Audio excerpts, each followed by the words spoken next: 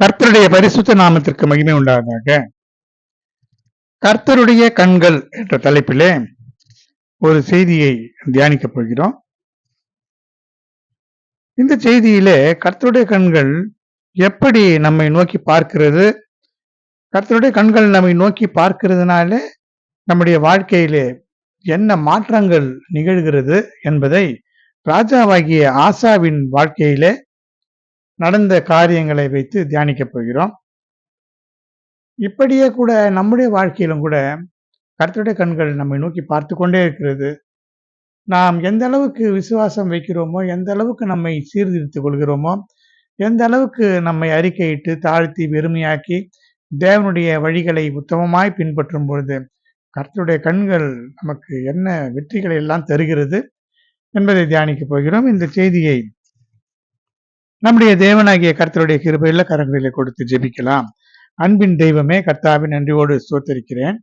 கர்த்தாவே, நம்முடைய கண்கள் பூமி எங்கும் உலாவி சுற்றித் திரிந்து வருகிறது.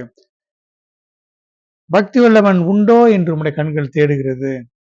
உம்முடைய கண்கள் எங்களையே நோக்கி கொண்டிருக்கிறது. ஆண்டவரே, நாங்களும் எங்களுடைய தேவைகளுக்காக உம்மையே நோக்கி பார்த்து கொண்டிருக்கிறோம். உம்முடைய கண்களை எங்கள் மேலே வையும் அப்பா. அப்படி செய்யும் பொழுது நாங்கள் பலப்படுவோம். சத்துருக்கள் நிர்மூலமாகி போவார்கள். ஆனால் நாங்கள் எங்கள் கண்களை உம்மை விட்டு விலக்கினால், நீரும் உம்முடைய கண்களை எங்களை விட்டு விலக்கிவிட்டால் என்ன நடக்கும் என்ற இந்த செய்தியை தியானிக்கப் போகிறோம். எங்களுக்கு இதில் இருக்கிறதான செய்திகளை எல்லாம், மறைவான செய்திகளை சொல்லித்தாரும், சத்தியங்களை விலக்கித்தாரும். இதை கேட்கிறவர்களுக்கு தங்களை சரிப்படுத்திக் கொள்ள உதவி செய்யும். இயேசுவின் இன்ப நாமத்தில் வேண்டுகிறேன், ஜீவனுள்ள நல்ல பிதாவே, ஆமேன். கர்த்தருடைய பரிசுத்த நாமத்திற்கு மகிமை உண்டாவதாக. ராஜாவாகிய ஆசாவினுடைய வாழ்க்கையில நடந்த காரியங்களை நாம் தியானிக்கப் போகிறோம்.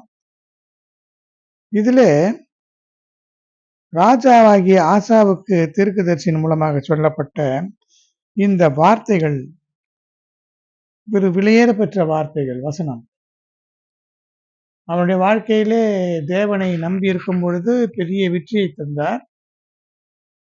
அதே நேரத்திலே அவன் தேவனுடைய கண்களை அலட்சியப்படுத்தினான், அல்லது தேவனுடைய கண்களுடைய பார்வையில் இருந்து அவன் விலகி போனான்.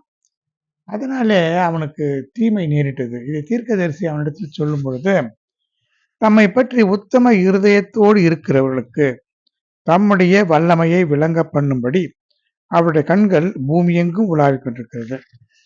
இந்த விஷயத்தில் மதியில்லாதவராயிருந்தீர், ஆகையால் இது முதற்கொண்டு உமக்கு யுத்தங்கள் நேரிடும் என்று சொல்கிறான். 2 நாளாகமும் 16ஆம் அதிகாரம் 9ஆம் வசனம் இப்படி கூறுகிறது. கர்த்தருடைய கண்கள் பூமி எங்கும் உலாவிக் கொண்டிருக்கிறது, நம்மை தேடிக் கொண்டிருக்கிறது. அது யாரை பார்த்து கொண்டிருக்கிறது என்று சொன்னால், அவரை பற்றி உத்தம இருதயத்தோடு இருக்கிறவர்களுக்கு அவருடைய வல்லமையை விளங்க பண்ணும்படியாக. அப்படியானால் உத்தம இருதயத்தோடு இருக்கிறவர்களைத்தான் கர்த்தருடைய கண்கள் தேடுகிறது. எதற்காக தேடுகிறது?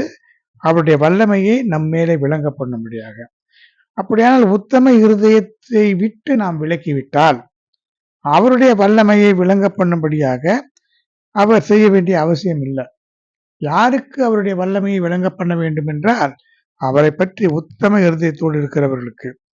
அப்படி உத்தம இருதயத்தை விட்டு நாம் விலகினால் அவர் தன்னுடைய வல்லமையை விளங்க பண்ண வேண்டிய அவசியம் இல்லாமல் போகிறது. அதனாலே அவர் தன்னுடைய கண்களை நம்மை விட்டு விலக்கி விடுவார். இதுதான் ராஜாவாகிய ஆசாவின் வாழ்க்கையில நடந்தது. கர்த்தருடைய பரிசுத்த நாமத்திற்கு மகிமை உண்டாவதாக.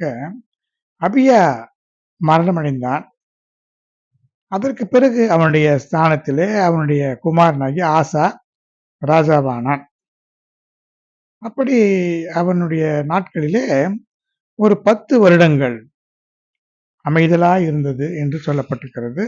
2 நாளாகமும் 14ஆம் அதிகாரம் 1 முதல் இருக்கிற வசனங்கள் இப்படி சொல்கிறது. இதற்கு காரணம் என்ன?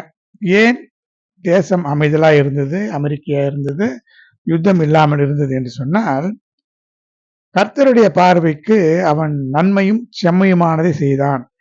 இங்க பாருங்கள், கர்த்தருடைய பார்வை, கர்த்தருடைய கண்கள் பார்த்து கொண்டிருக்கிறது. என்ன செய்கிறான் ஒரு ராஜா அல்லது ஒரு தனிப்பட்ட மனிதர்களாகிய நாமும் கூட என்ன செய்கிறோம் என்பதை கர்த்தருடைய கண்கள் பார்த்து கொண்டுதான் இருக்கிறது. குறிப்பாக செம்மையான உத்தமமான இருதயம் உள்ளவர்களை பார்த்து கொண்டிருக்கிறது. அவருடைய வல்லமையை நம்மேல விளங்க பண்ணும்படியாக. அவன் என்ன செய்தான்? அந்நிய தேவர்களுடைய பலிபீடங்களையும் மேடைகளையும் அகற்றினான். சிலைகளை உடைத்து போட்டான். விக்கிரக தோப்புகளை எல்லாம் வெட்டி போட்டான். தன் பிதாக்களின் தேவனாகிய கர்த்தரை தேடவும் நியாயப்பிரமாணத்தின்படியும் கற்பனைகளின்படியும் செய்யவும் யூதா தேசத்தில் இருக்கிற தன்னுடைய ஜனங்களுக்கெல்லாம் கற்றுக் கொடுத்தான். அது மட்டுமல்ல, மேடைகள் விக்கிரகங்களை எல்லாம் அகற்றினான். அப்பொழுது யூதாவுடைய எல்லா பட்டணங்களிலே இருந்த விக்கிரகங்களை மேடைகளை எல்லாம் அகற்றி போட்டதுனால தேசம் அமைதியாக இருந்தது. இதுல ஒரு செய்தி உண்டு. தேசம் சமாதானத்தோடு யுத்தமில்லாமல் அமெரிக்கா இருப்பதற்கு காரணம் அதுல இருந்த விக்கிரகங்கள் எல்லாம் அகற்றினான் என்று சொல்லி வாசிக்கிறோம்.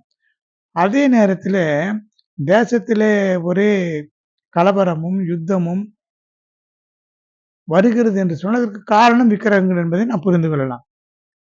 அதனாலதான் இந்த விக்கிரக வழிபாடு என்று சொல்லும் பொழுது அது இரத்தப்பழி என்று சொல்லப்படுகிறது. இந்த இரத்தப்பழியினாலே தேசத்துல சமாதானம் இருக்காது, தேவனுடைய ஆசீர்வாதமாகிய மழை இருக்காது, செழிப்பு இருக்காது, விளைச்சல் இருக்காது. அதனாலதான் அந்த இரத்தப்பழிக்காக அந்த புறஜாதி ஜனங்களை தேவன் துரத்தி விட்டார். அதற்கு பிறகு இஸ்ரேல் ஜனங்கள் அங்கே போய் நன்றாக வாழ வேண்டும் என்று அவர் நினைத்தார். ஆனால் கொஞ்ச காலங்களிலே இஸ்ரேல் ஜனங்களும் அப்படி செய்ததுனால தேவன் துக்கப்பட்டார். அதனால அவர்களை எந்த ஜாதியார் இஸ்ரேல் ஜனங்களுக்கு விக்கிரகங்களை அறிமுகப்படுத்தி எடுத்தார்களோ அந்த ஜாதியார் இடத்திலேயே இஸ்ரேல் ஜனங்களை விற்று போட்டார். இதுதான் நாம் வேதத்திலிருந்து அறிந்து கொள்ளக்கூடிய செய்திகள். கர்த்தருடைய பரிசுத்த நாமத்திற்கு மகிமை உண்டாவதாக. இப்படி தேசம் அப்படி இருந்ததுனால அவன் என்ன செய்தான்? தேசத்துல யுத்தம் இல்லை, சமாதானம் இருக்கிறது. யுத்தம் இல்லை என்று சொன்னாலே தேசத்துல இருக்கிறதான செல்வங்கள் அப்படி நிலைத்து நிற்கும். யுத்தம் என்று சொன்னால் ஏகப்பட்ட செல்வம், பணம், பொன்னும் வெள்ளியும் செலவாகும். அதனால யுத்தம் இல்லாத இருந்ததுனால வருகிற வரி வசூல் எல்லாம் அப்படியே களஞ்சியத்துல சேர்ந்து கொண்டே இருக்கிறது. அதனால என்ன செய்தான்? நமக்கு யுத்தம் இல்லை, அமைதலாக இருக்கிறதுனால நாம் நம்முடைய பட்டணங்களை கட்டி அவைகளுக்கு அலங்கங்கள், கோபுரங்கள், வாசல்களை உண்டு பண்ணி தாழ்பால் போட்டு பலப்படுத்த வேண்டும். நாம் தேவனாகிய கர்த்தரை தேடின பொழுது சுற்றிலும் நமக்கு இளைப்பாறுதலை கட்டளையிட்டார் என்று சொன்னான்.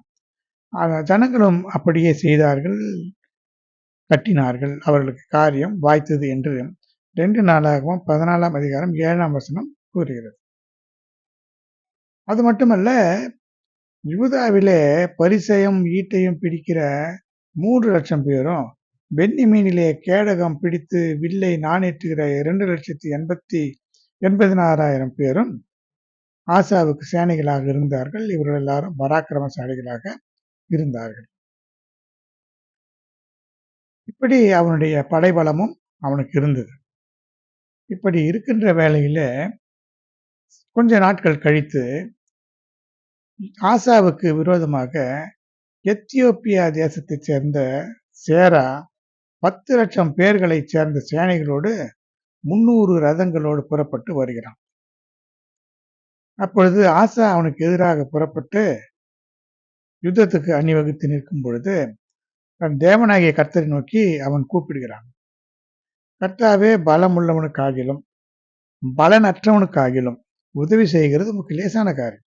எங்கள் தேவனாகிய கர்த்தாவே, எங்களுக்கு துணை நில்லும். உம்மை சார்ந்து உம்முடைய நாமத்தினாலே ஏராளமான இந்த ஜனக்கூட்டத்துக்கு எதிராக வந்தோம். ஏராளமான இந்த கூட்டத்துக்கு எதிராக வந்தோம். கர்த்தாவே, நீர் எங்கள் தேவன். மனுஷன் உம்மை மேற்கொள்ள விடாதேயும் என்று ஜெபித்தான். எவ்வளவு அருமையான ஜெபம் பாருங்க. இப்படி ஜெபிக்க அவனுக்கு என்ன தைரியம் வந்தது?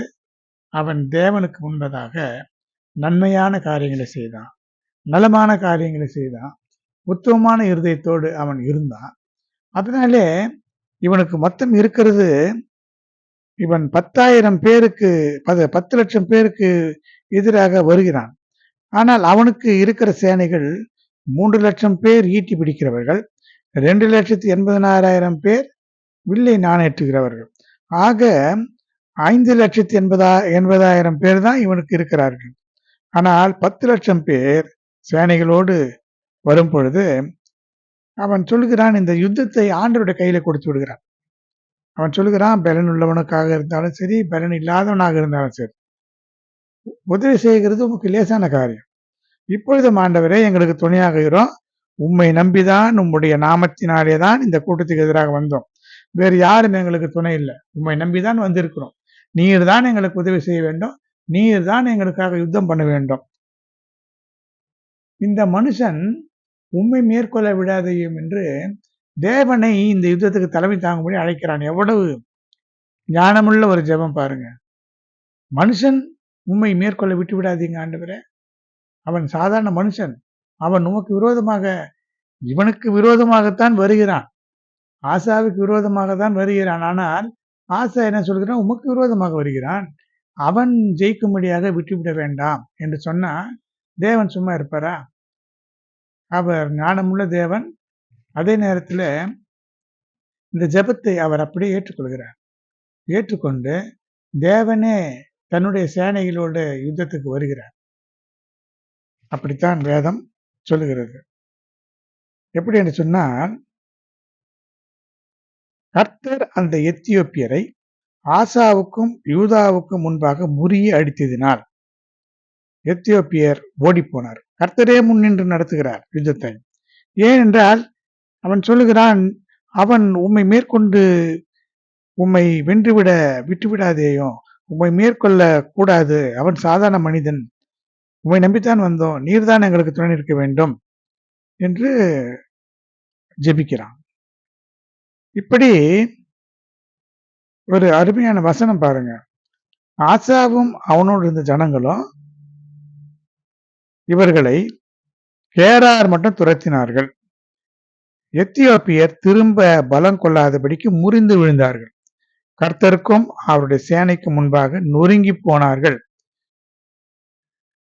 கர்த்தருக்கும் அவருடைய சேனைக்கு முன்பாக நொறுங்கி போனார்கள் என்று சொன்னால் என்ன? கர்த்தர் தலைமை தாங்கி நடத்துகிறார் அந்த யுத்தத்தை. அவருடைய சேனை அங்கே யுத்தத்துக்கு வருகிறது. அல்லது அங்கே இருந்ததான ஆசாவின் சேனை கர்த்தருடைய சேனையாக மாறி போனது. அதனாலே ஒரு பெரிய ஜெயத்தை அவர்கள் பெற்றார்கள். ஆசாவும் அவனுடைய படைகளும் வென்று போட்டது. அது மட்டுமல்ல, தேவன் எப்பொழுதெல்லாம் இறங்கி யுத்தம் பண்ணுகிறாரோ அப்பொழுது அந்த இடத்துல கர்த்தராலே உண்டான பயங்கரம் என்று நாம் வேதத்துல வாசிக்கிறோம். யாக்கோபு தன் மாமன் வீட்டில இருந்து தன் தகப்பன் வீட்டுக்கு திரும்பி வருகிற வழியில அவன் ஆடு மாடுகளோடு திரளாக வருகிறான். அந்த இடங்களிலே, அந்த கிராமங்களிலே இருக்கிற ஜனங்கள் எப்பொழுதும் ஆடு மாடுகளை கொள்ளையடித்து கொண்டு போகிற ஒரு பழக்கம் இருந்தது. அதனாலே அப்படியா எதுவும் நடந்துவிடக் கூடாது என்பதற்காக தேவன் அவர்களுக்கு துணையாக இருந்தார். யாக்கோபுக்கு சொன்னார், நீ பலி செலுத்து என்று சொல்லும்போது அவன் அப்படியே பலி செலுத்தினான். அதற்கு பிறகு தேவனாலே உண்டான பயங்கரம் அங்கே வந்ததுனால ஜனங்கள் யாரும் அவனை தொடரவில்லை என்று பார்க்கிறோம்.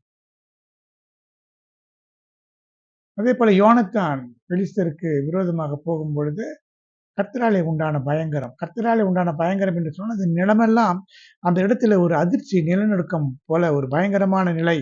அங்கே யாரும் எதுவுமே செய்ய முடியாத, கை கால்கள் எதுவுமே வேலை செய்யாதபடிக்கு ஒரு ஒரு அதிர்ச்சியான ஒரு சூழ்நிலையை கொடுக்கிறதா கர்த்தராலே உண்டாகிற பயங்கரம். அப்படி உண்டானதுனால அந்த பட்டணங்களை எல்லாம் கொள்ளையிட்டார்கள். மிகுதியான கொள்ளை அவர்களுக்கு அகப்பட்டது. மிருக ஜீவன்கள், இருந்த கொட்டாரங்களை எல்லாம் இடித்து போட்டு திரளான ஆடுகள் ஒட்டகங்களை சாய்த்து கொண்டு எருசலேமுக்கு திரும்பினார்கள் என்று 2 நாளாகவும் 14ஆம் அதிகாரம் 15ஆம் வசனம் கூறுகிறது.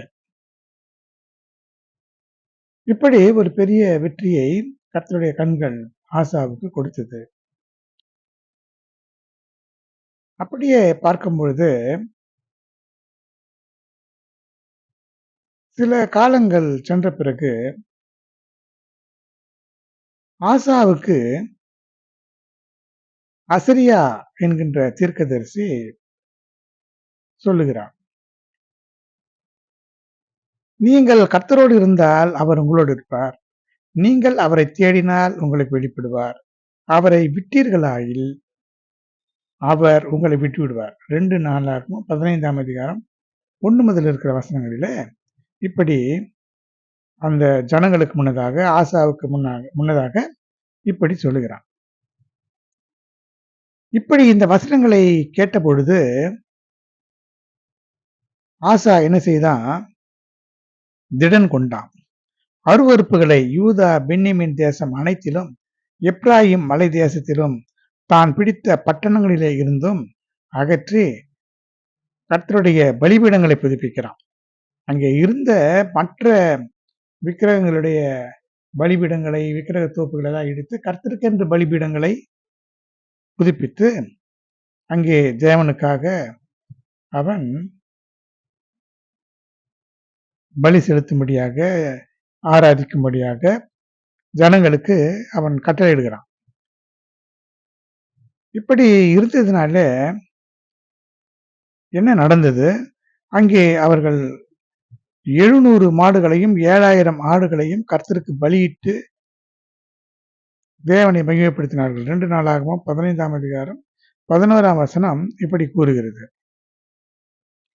இப்படி தங்கள் பிதாக்களின் தேவனாகிய கர்த்தரை முழு இதயத்தோடு முழு ஆத்மாவோடு தேடுவோம் என்று சொல்லி கர்த்தரை தேடாதவன் எவனோ அவன் கொலை செய்யப்பட வேண்டும் என்று ஒரு உடன்படிக்கை செய்தார்களாம். இப்படி மகா சத்தத்தோடு கம்பீரத்தோடு பூரிகைகளோடு எக்காலங்களோடு கர்த்தருக்கு முன்பாக கர்த்தரை மகிமைப்படுத்தும் பொழுது எல்லா ஜனங்களும் சந்தோஷப்பட்டு முழு இருதயத்தோடு ஆணையிட்டு கர்த்தரை தேடினார்கள். அப்பொழுது கர்த்தர் அவர்களுக்கு வெளிப்பட்டு சுற்றுப்புறத்தாரால் யுத்தமில்லாதபடிக்கு அவர்களை இளைப்பாற பண்ணினார். இதெல்லாம் ராஜாவாகிய ஆசா செய்தான். அது மட்டுமல்ல, அவன் இன்னும் ஒரு முக்கியமான காரியத்தை செய்தான். தோப்புலே விக்கிரகங்களை உண்டு பண்ணின அதை விக்கிரகங்களை வணங்கி வந்ததான ராஜாவாகிய ஆசாவின் தாயாக இருந்ததான மாகாளை ராஜாத்தியாய் இராதபடிக்கு விலக்கி போட்டான். அவருடைய விக்கிரகத்தை நிர்மூலமாக தகர்த்து கீதரோன் ஆற்றண்டையிலே சுட்டெரித்து போட்டான். தன்னுடைய சொந்த தாயாக இருந்தாலும் அவள் ராஜாத்தி என்ற அந்தஸ்தை அவளை விட்டு நீக்கி அவளுடைய விக்கிரகங்கள் எல்லாம் தகர்த்து போட்டு விக்கிரக தோப்புகளை எல்லாம் அழித்து போட்டு இப்படி கர்த்தருக்கு முன்னதாக அவன் இருதயம் உத்தமமாய் இருந்தது. 2 நாளாகவும் 15ஆம் அதிகாரம் 17ஆம் வசனம். நமக்கு ஆரம்பத்திலேயே பார்த்தோம், உத்தம இருதயத்தோடு இருக்கிறவர்களுக்கு அவர் கண்கள் பார்த்து கொண்டிருக்கிறது என்று. அவன் நாட்கள் எல்லாம் அவன் மிக உத்தமமாக அவன் தன்னுடைய இருதயத்தை வைத்திருந்தான். அது மட்டுமல்ல, அவனும் அவனுடைய தகப்பனும் கர்த்தருக்கென்று பரிசுத்தம் பண்ணும்படி நேர்ந்து கொண்ட வெள்ளி பொன் பனிமுட்டுகள் எல்லாவற்றையும் தேவனுடைய ஆலயத்தில கொண்டு வந்து வைத்தான் என்று பார்க்கிறோம். இதுல ஆவிக்குரிய காரியங்கள் என்னவென்று சொன்னால், ஒரு தேசம் என்று சொல்லும் பொழுது அந்த தேசத்தில இருந்ததான விக்கிரகங்களை எல்லாம் வெட்டி போட்டது, அது ஒரு பகுதி. நாம் இதில் ஆவிக்குரிய காரியங்களாக என்ன செய்து கொள்ள வேண்டும் என்று சொன்னால், நம்முடைய இருதயத்துக்குள்ளே நிறைய விக்கிரகங்கள் இருக்கும், உலகம் இருக்கும், உலகத்தின் ஆசாபாசங்கள் இருக்கும், உலக பொருட்கள் இருக்கும், உலகத்து மனிதர்கள் இருப்பார்கள். தேவனை தவிர மற்றது எது அதிகமாக விரும்பப்பட்டாலும் அது விக்கிரகம் தான். அதையெல்லாம் நீக்க வேண்டும். மேடைகள் என்று சொல்லும் பொழுது நம்முடைய இருதயத்திலே மற்றவர்களுக்காக பலியிட்டு மற்றவர்களை புகழ்ந்து மற்றவர்களை வாழ்த்தி அப்படி இருக்கிறதும் கூட ஒரு விக்கிரக ஆராதனை தான். தேவனை தவிர மற்றவர்களை புகழ்வது, மற்றவர்களை மகிழ்ச்சியாக அவர்களோடு கூட தேவனை துதிக்கிற வாயினாலே மற்றவர்களை துதித்து அவர்களை பெருமைப்படுத்தி அவர்களை பெருமை பாராட்டி அதனால நன்மை கிடைக்கும் என்று சொல்லி புகழ்வது இதெல்லாம் கூட விக்கிரகம் தான், விக்கிரக ஆராதனை தான். இதெல்லாம் கூட விக்கிரக தோப்புகளை வைக்கிறதாகவும் சிலை வழிபாடு செய்கிறதாகவும் தான் பொருள் கொள்ளலாம். இதையெல்லாம் நீக்கும் பொழுது கர்த்தருடைய கண்கள் நம்மையே பார்த்து கொண்டிருக்கோம். தேசம் என்று சொல்லும்போது நம்முடைய இருதயம், நம்முடைய வாழ்க்கை, நம்முடைய குடும்பம், நம்முடைய சரீரம் அது அமைதலா இருக்கும். யுத்தம் இருக்காது, எந்த விதமான பிசாசுடைய உபத்திரவங்களும் இருக்காது. இது நாம் இந்த காரியங்கள் எல்லாம் நாம் இப்படி நம்முடைய சரீரத்துக்குள்ள இப்படி எடுத்துக்கொள்ள வேண்டும். இப்படி அவன் இருந்த காலத்தில இந்த யூதா ராஜாவாகிய ஆசாவுக்கு விரோதமாக இஸ்ரவேலின் ராஜாவாகிய பாஷா யூதாவுக்கு விரோதமாக வந்து யாரும் ஆசாவிடத்திற்கு வராதபடிக்கு ஆசாவினுடைய நாட்டிலே வந்து போக வழி இல்லாதபடிக்கு ராமாவில ஒரு ராமாவை கட்டினான். ராமா என்ற பட்டினத்தை குறுக்காக கட்டி ஸ்தாபித்தான். இது 2 நாளாகவும் 16ஆம் அதிகாரம் 1ஆம் வசனத்தில் இருந்தது. அப்படி இருக்கும் பொழுது இவ்வளவு நன்மைகளை தேவன் செய்தார், இவ்வளவு அற்புதங்களை செய்தார், இவ்வளவு அடையாளங்களை செய்தார், அவ்வளவு நன்மைகளை இவனும் செய்தான், தேசத்தினுடைய கேடுபாடுகள் எல்லாம் நீக்கினான். இவ்வளவெல்லாம் செய்த இவன் தேவனை நோக்கி மறுபடி கேட்கலாம் அல்லவா? ஆனால் ஆசா என்ன செய்தான் பாருங்க. ஆசா கர்த்தருடைய ஆலயத்திலும் ராஜாவின் அரண்மனையிலும் உள்ள பொக்கிஷங்களிலே இருக்கிற வெள்ளியையும் பொன்னையும் எடுத்து தமஸ்குவிலே வாசம் பண்ணுகிற பெனாதாத் என்ற சீரியாவின் ராஜாவிடத்துக்கு அனுப்பி, எனக்கும் உமக்கும் என் தகப்பனுக்கும் உம்முடைய தகப்பனுக்கும் உடன்படிக்கை உண்டு. இதோ வெள்ளியும் பொன்னும் உமக்கு அனுப்பினேன். இஸ்ரவேலின் ராஜாவாகிய பாஷா என்னை விட்டு விலகி போகும்படிக்கு நீர் வந்து அவனோடு செய்த உடன்படிக்கையை தள்ளி போடும் என்று சொல்கிறான். இது என்ன காரியம்? இது ஒரு பின்மாற்றம் என்று சொல்லலாம். நம்முடைய வாழ்க்கையில இந்த நிகழ்ச்சியை நம்முடைய ஜீவியத்தோடு பார்க்கும் பொழுது, ஏற்கனவே தேவனுக்காக வைராக்கியமாக வாழ்ந்து கொண்டிருந்தோம், தேவனையே நம்பி வாழ்ந்து கொண்டிருந்தோம், மற்றவருடைய உதவிகளை எல்லாம் எதிர்பார்க்காமல் எந்த காரியமாக இருந்தாலும் தேவனையே நோக்கி கொண்டிருக்கிற பொழுது தேவன் தம்முடைய வல்லமையை விளங்க பண்ணும்படி நம்முடைய காரியங்களை எல்லாம் அவர் பார்த்துக் கொள்வார், தன்மேல் போட்டுக் கொள்வார், நமக்காக யுத்தம் பண்ணுவார். அவருடைய கண்கள் நம்மை நோக்கி பார்க்கும். ஏற்கனவே எத்தியோப்பியர் விலகி ஓடி போகும்படியாக இவன் ஜெபித்தான், அப்படி நடந்தது. இப்பொழுது இஸ்ரவேலின் ராஜாவுக்கு இவன் பயந்து போனான். பயந்து போய் தேவனை கூப்பிடாமல் சீரியாவின் ராஜாவிடத்தில் ஆள் அனுப்புகிறான். உடன்படிக்கை பண்ணுகிறார்கள். இது என்ன? தேவனுக்கும் இவனுக்கும் நடுவிலே இருந்த உடன்படிக்கை மீறி போய் இப்பொழுது இவன் புதிய ஜனங்களோடு கூட உடன்படிக்கை செய்து கொள்கிறான். அதாவது தெய்வ பலத்தை விட்டுவிட்டு மாம்ச பலத்தை நம்புகிறான். எகிப்தியா நம்புகிறாய் என்று சொல்கிறார்கள் அல்லவா? அதுபோல எகிப்தினுடைய பெலன் நிந்தையாக இவனுக்கு முடிகிற ஒரு சூழ்நிலை இவனுக்குள்ள ஏற்பட்டது. நாமும் கூட பிரியமானவர்களே, நாம் நம்முடைய வாழ்க்கையில எத்தனையோ சாட்சிகள் நமக்கு இருக்கிறது. எத்தனையோ பாதைகளின் வழியாக கடந்து வந்தோம், எத்தனையோ துன்பங்கள் நமக்கு வந்தது. எல்லாவற்றிலும் இருந்து கர்த்தர் நமக்கு பாதுகாப்பை கொடுத்தார், விடுவித்தார். ஆனால் ஒரு சில காரியங்களிலே நமக்கு ஆவியின் பலன் குறையும் பொழுது நாம் இந்த உலகத்து மனிதர்களை நம்பி அவர்கள் பின்னாலே போகிறோம் அல்லவா? அப்பொழுது கர்த்தருடைய கண்கள் நம்மை துக்கத்தோடு பார்க்கும், அல்லது அவருடைய கண்கள் நம்மை பார்க்காது, அவர் பார்வையை நம்மை விட்டு விலக்கிக் கொள்வார், அவருடைய முகத்தை மறைத்துக் கொள்வார். இதுதான் நம்முடைய வாழ்க்கையிலும் கூட சில நேரங்களிலே நடக்கும். இப்படி அவன் சொல்லி அனுப்பினதும் பெனாதாத் ராஜாவாகிய ஆசாவுக்கு செவி கொடுத்து இஸ்ரவேலின் பட்டணங்களுக்கு விரோதமாக அவன் தன்னுடைய சேனாதிபதிகள் எல்லாம் அனுப்பினான். அவர்கள் இந்த இஸ்ரவேலரை முறியடித்தார்கள். பாஷா என்ன செய்தான்? ராமாவை கட்டுகிறதையே விட்டுவிட்டு தன் வேலையை விட்டு நின்று விட்டான். அப்பொழுது ராஜாவாகிய ஆசா யூதா அனைத்தையும் கூட்டிக் கொண்டு போய் பாஷா கட்டின ராமாவின் கற்களை மரங்களை எடுத்துக்கொண்டு வந்து அவன் தன்னுடைய நகரத்திலே கேபாவையும் மிஸ்பாவையும் அந்த பொருட்களை வைத்து கட்டினான். இப்படி இருக்கிற வேலையில தான் ஞான திருஷ்டிக்காரனாகிய அனானி ஆசாவிடத்துல வந்து, நீர் உம்முடைய தேவனாகிய கர்த்தரை சார்ந்து கொள்ளாமல் சீரியாவின் ராஜாவை சார்ந்து கொண்டபடினால் சீரிய ராஜாவின் இராணுவம் உமது கைக்கு தப்பி போயிற்று. மிகவும் ஏராளமான ரதங்களும் குதிரை வீரரும் எத்தியோப்பியரும் லூபியரும் மகாசேனையா இருந்தார்கள் அல்லவா? நீர் கர்த்தரை சார்ந்து கொண்ட போதோ அவர்களை உமது கையில ஒப்பு கொடுத்தாரு சொல்லுகிறான். 4ஆகமம் 16 2 4ஆகமம் 16 8 இப்படியெல்லாம் இருந்தது. ஆனால் இதையெல்லாம் நீ விட்டு விட்டார். அதனால இப்பொழுது என்ன நடக்கும்? இனி தம்மை பற்றி உத்தம இருதயத்தோடு இருக்கிறவர்களுக்கு தம்முடைய வல்லமையை விளங்க பண்ணும்படி கர்த்தருடைய கண்கள் பூமியெங்கும் உலாவிக் கொண்டிருக்கிறது. இந்த விஷயத்திலே நீர் மதியில்லாதவராக இருந்தீர். ஆகையால் இது முதற்கொண்டு உமக்கு யுத்தங்கள் நேரிடும் என்று சொன்னான்.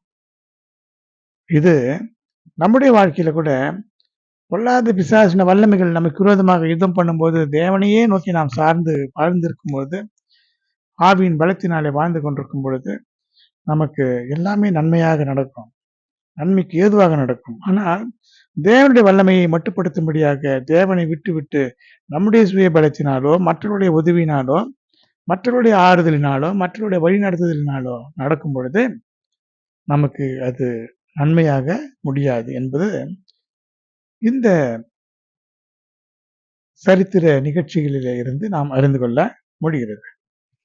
கர்த்தருடைய பரிசுத்த நாமத்திற்கு மகிமை உண்டாவதாக. இதற்கு பிறகு உமக்கு யுத்தங்கள் நேரிடும் என்று சொல்லி அந்த தீர்க்கதரிசி சொன்னதுனால ஆசாவுக்கு கோபம் வந்து அவனை காவலறையிலே வைத்தான். அது மட்டுமல்ல, ஒரு சிலரை கொடுமையாக நடப்பித்தான் என்று வேதம் சொல்கிறது. இப்படி ஆசா தன்னுடைய கால்களிலே வியாதி கண்டு அவன் நோவு மிகவும் உக்கிரமாக இருந்தது. அவன் தன் வியாதிகளிலே கூட கர்த்தரை அல்ல பரிகாரிகளையே தேடினான். பரிகாரிகளை தேடினதுனால அவன் மரித்து அடக்கம் பண்ணப்பட்டான். அவனுடைய ஸ்தானத்திலே அவனுடைய குமாரனாகிய யோசபாத் ராஜாவானான் என்று பார்க்கிறோம். இப்படி தேவனை நம்பி வாழ்ந்தவர்கள் ஒரு சில நாட்களிலே தேவனை விட்டு மறந்து பின்வாங்கி போனால் அவர்கள் வியாதிப்பட்டு மனம் நொந்து தோல்வி கண்டு மறிக்க வேண்டிய சூழ்நிலை வருகிறது. எனவே பிரியமானவர்களே, நாம் தேவனையே நம்பி வாழ வேண்டும். தேவன் நமக்காக யுத்தம் பண்ணுவார். ராஜாக்கள் பலருக்கு தேவனே யுத்தம் பண்ணினதை நாம் பார்க்கிறோம். தாவீது கூட தேவனையே நம்பி வாழ்ந்தான். அதனாலேதான் அவனுடைய வாழ்க்கையில பல யுத்தங்களிலே அவன் வெற்றி பெற்றான். கர்த்தருடைய பரிசுத்த நாமத்திற்கு மகிமை உண்டாவதாக. எனவே நாமும் இந்த நேரத்திலே ஒப்பு கொடுப்போம். நாம் சில தவறுகளை செய்திருக்கலாம், பலரை நம்பி இருக்கலாம், தேவனை விட்டு விலகி இருக்கலாம், மற்றவர்கள் நமக்கு உதவி செய்வார்கள் என்று நம்பி தேவனை நம்பாமல் இருந்திருக்கலாம். எல்லாவற்றையும் அறிக்கையிடுவோம், தேவனுக்கு ஒப்பு தருவோம். அவருடைய கண்கள் நம்மையே நோக்கி பார்த்து கொண்டிருக்கிறது, உலாவிக் கொண்டிருக்கிறது. எதற்காக உலாவிக் கொண்டிருக்கிறது? தம்முடைய வல்லமையை விளங்க பண்ணும்படியாக. உத்தம இருதயத்தோடு நாம் இருக்கும் பொழுது அவர் தம்முடைய வல்லமையை விளங்க பண்ணுவார். நமக்கு தேவன் உத்தம இருதயத்தை தரும்படியாக, அவருடைய கண்கள் நம்மை நோக்கி பார்க்கும்படியாக ஜெபிக்கலாம். அன்பின் தெய்வமே, கர்த்தாவே, நன்றியோடு ஸ்தோத்திரிக்கிறேன். கர்த்தாவே, நாங்கள் உத்தம இருதயத்தோடு உம்மை நோக்கி பார்த்து கொண்டிருக்க, நீரும் எங்களை பார்த்து கொண்டிருக்க ஒரு பெரிய ஜெயத்தை எங்களுடைய வாழ்க்கையை தாரும். எங்களுடைய ஆவி ஆத்ம சரீரத்தின் அவயவங்களை எல்லாம் உடைய கருத்துல கொடுக்கிறேன். கர்த்தாவே, நீரே எங்களை வழி நடத்தும். உன்னுடைய மேன்மையான நாமத்தை மையப்படுத்த உடைய வருகிறக்கான உதவி செய்யும். இயேசுவின் இன்ப நாமத்தில் வேண்டுகிறேன், ஜீவனில் நல்ல பிதாவே, ஆமென்.